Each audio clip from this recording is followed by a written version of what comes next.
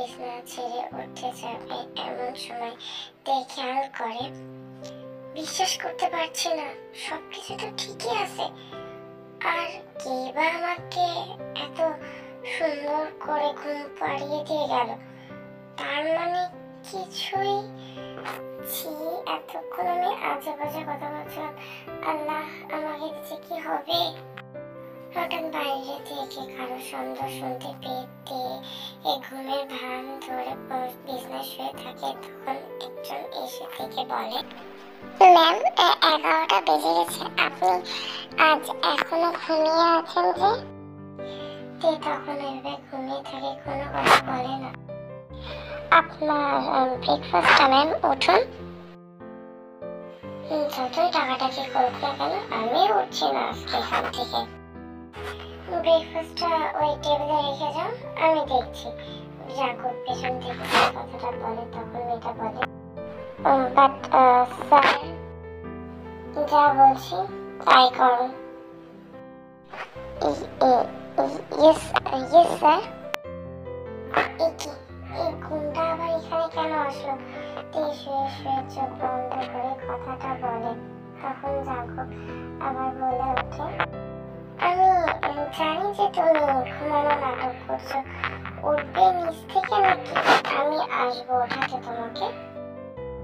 যাই হয়ে যাক না কেন, আমি আজ উঠবো না ঘুম থেকে, যা করুক। Baby girl. জাকবের এমন ডাক শুনে ভয় এক লাফ দিয়ে উঠে বসে পড়ে। তখন জাকব বলে, বাহ, এত তাড়াতাড়ি ঘুম ভেঙে গেল বেবি গার্ল। আচ্ছা, আপনি চাইছেনটা কি জানতে পারি? কেন এসব করছেন আপনি আমার সাথে? সময় হলে সবকিছু জানতে পারবে। এখন তাড়াতাড়ি উঠে ফ্রেশ হয়ে নাও। আমার মম ড্যাড আজকে আমেরিকা থেকে ফিরছে। আর হ্যাঁ, তোমাকে দেখতে তারা নিশ্চয়ই বিকেলের মধ্যে এখানে আসবে। সো ওঠো এবং তাড়াতাড়ি ফ্রেশ হও। বাহ, ছেলে একটা মেয়েকে কিডন্যাপ করে নিয়ে এসেছে, আর এখন তার মম ড্যাড নাকি ওই মেয়েকে দেখতে আসবে। বাহ,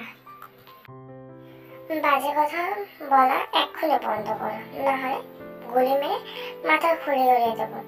নিজেকে কি চরম সুন্দরী মনে করো নাকি? তুমি কি ভেবেছো যে তোমার এত সুন্দর রূপ দেখে আমি তোমাকে কিডন্যাপ করে নিয়েছি? বাচ্চা। ও হ্যালো, আমি কি একবারও বলেছি যে আমি সুন্দরী?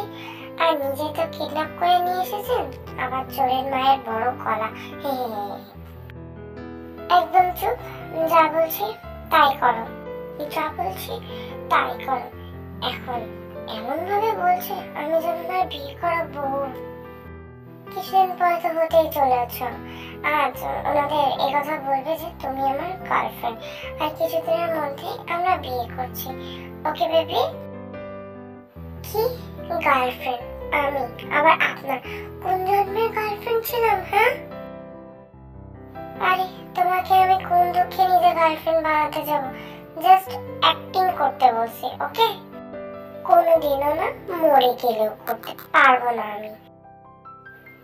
ওকে, তাহলে মরে যাও। এটা বলে জাকব সত্যি সত্যি কান বের করতে লাগলো। তখন এটা দেখে বলতে থাকে, আরে আমি তো মজা করে বলছিলাম, আপনি তো সত্যি সত্যি গানটা বের করে ফেললেন, আপনি মজা বুঝেন না। বেশি পাকনামি করতে গেলে আবার এই মাফিয়ার হাতে অকালেই প্রাণটা যাবে।